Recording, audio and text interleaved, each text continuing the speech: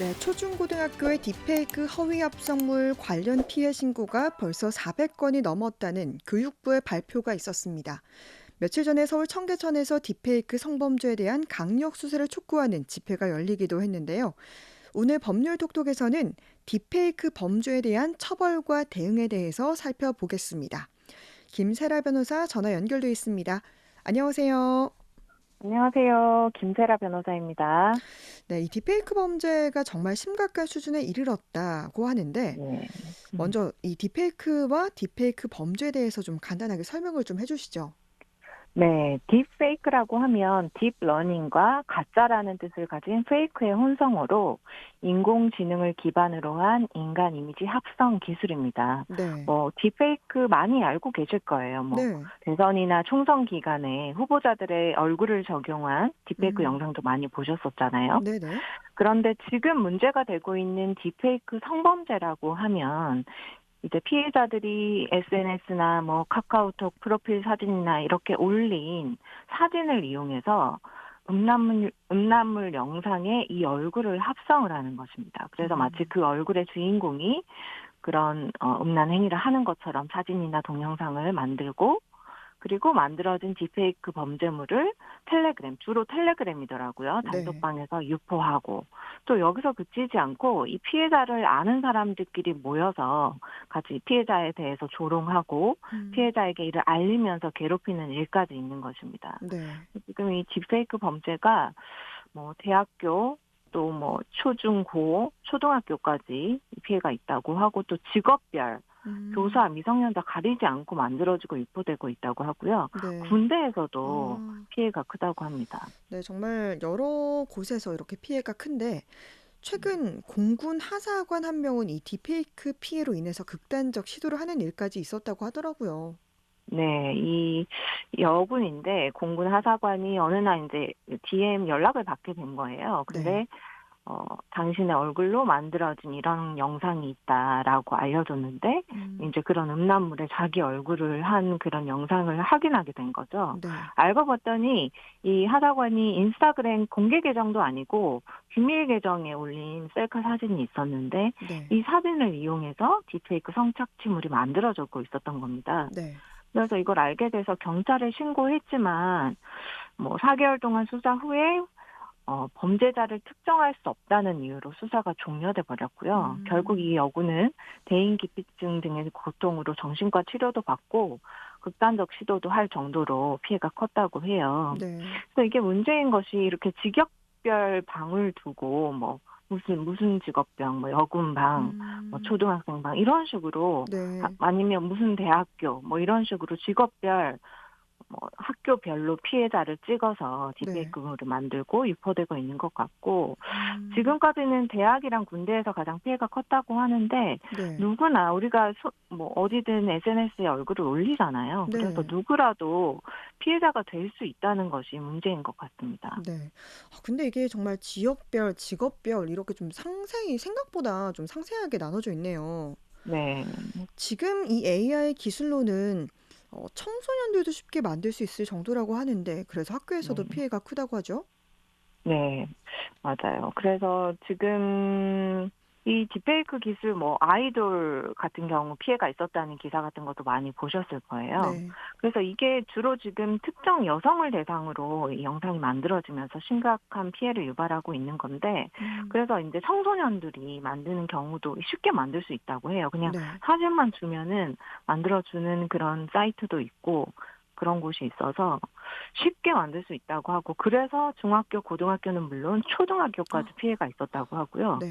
교사의 얼굴을 적용했던 사안도 음, 많았다고 합니다. 네. 교육부가 이번에 딥페이크 범죄 피해 신고를 접수받았는데 지금까지 수사 의뢰 건수가 350건, 삭제 지원 연계 건수가 184건, 음, 피해자는 617명이라고 하고 피해자 중에서는 학생이 588명, 교사가 27명이라고 해요. 네. 그리고 이 중 11건이 초등학교에서 접수된 피해건이라고 하거든요. 네. 그러니까 이 초등학생 얼굴을 사용해서도 이런 범죄를 벌이고 있는 것이어서 네.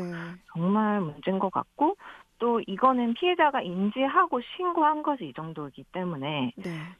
그렇지 않은 피해는 더 많겠죠. 음, 그래서 주로 아마 일반인 대상으로 한 범죄까지 아마 굉장히 많을 것으로 추정하고 있습니다. 그렇겠네요. 음. 그러면 지금 현재까지는 수사가 어느 정도 진행되고 있는지, 또 피의자들은 처벌은 되고 있는지 이 부분도 좀 궁금해요. 네, 지금 경찰이 발표를 했는데 서울경찰청에서 이 딥페이크 범죄 수사를 위한 집중 포스를 운영하고 있고, 그래서 이 운영을 통해서 텔레그램 딥페이크 성범죄 관련 사건 101건을 접수해서 수사를 하고 있다고 해요. 네. 그리고 피해자도 이제 52명 특정에도 성공을 했다고 하거든요. 이제 네. 유포한 사람들. 근데 놀라운 것이 피의자를 연령대별로 살펴보니까 10대가 특정된 피의자들 중에 10대가 39명으로 음. 전체의 어. 75%를 차지했습니다. 네. 10대가 주로 이 딥페이크 범죄를 하고 있는 것이고, 네.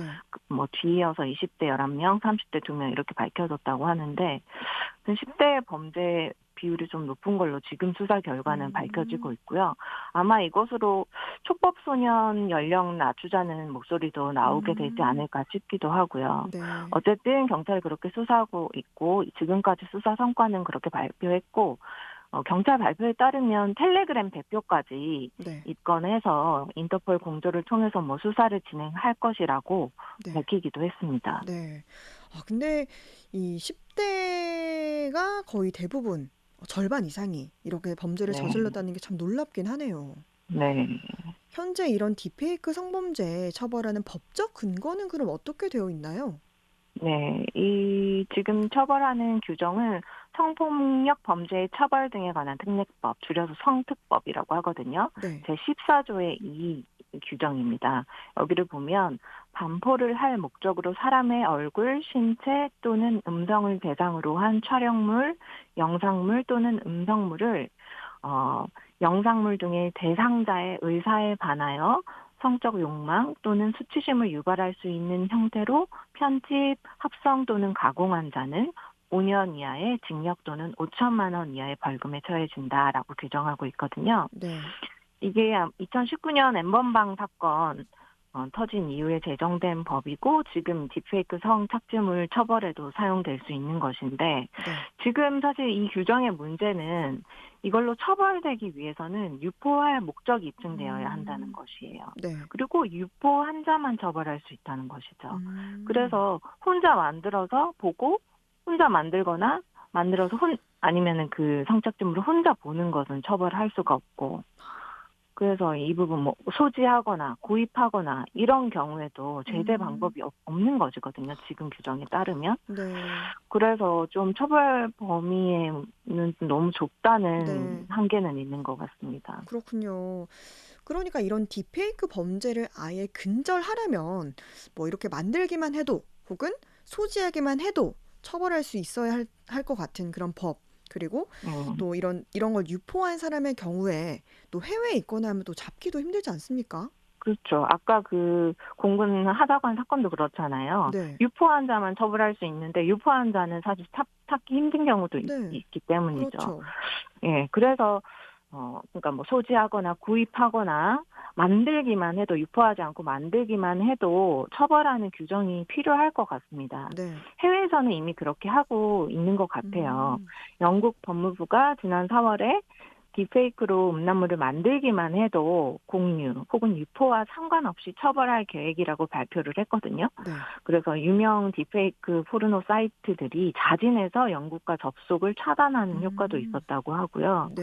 미국 같은 경우에도 뭐 일부 주에서는 딥페이크 피해자들의 피해를 보상케 하는 법을 제정하거나 네.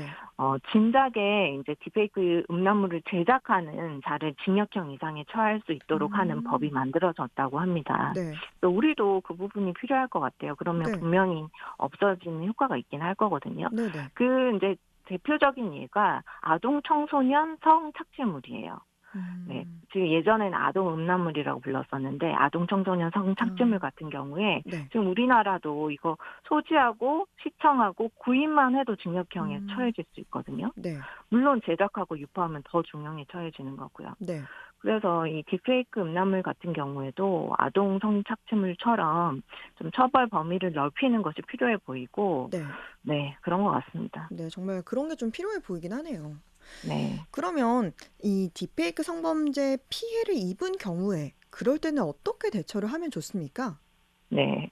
이건 정말 아까도 말씀드렸지만 누구나 피해자가 될 수 있게 된 거죠. 맞아요. 이제는 뭐 내 사진도 하나 마음대로 못 올리나 이런 생각이 들 정도라고요. 네. 그래서 누구나 피해자가 될 수 있기 때문에 만약에 피해를 당한 경우에는 이제 막 보기 싫다고 다 지우거나 막 그렇게 하는 게 아니라 네. 어떤 경우든 증거 수집이 중요하거든요. 네. 그래서 이제 정신을 똑바로 차리시고 네. 촬영물이나 유포된 사이트 주소, 제보 문자 이런 거를 다 지우지 마시고 캡처해서 저장해 놓으시고 네.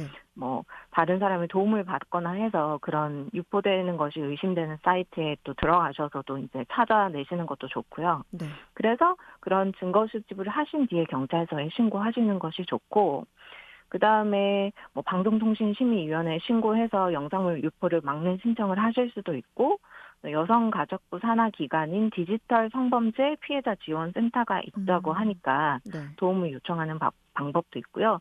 또 이제 증거 수집이 다 되면 관련 사이트에 삭제 요청을 할 수도 음. 있어요.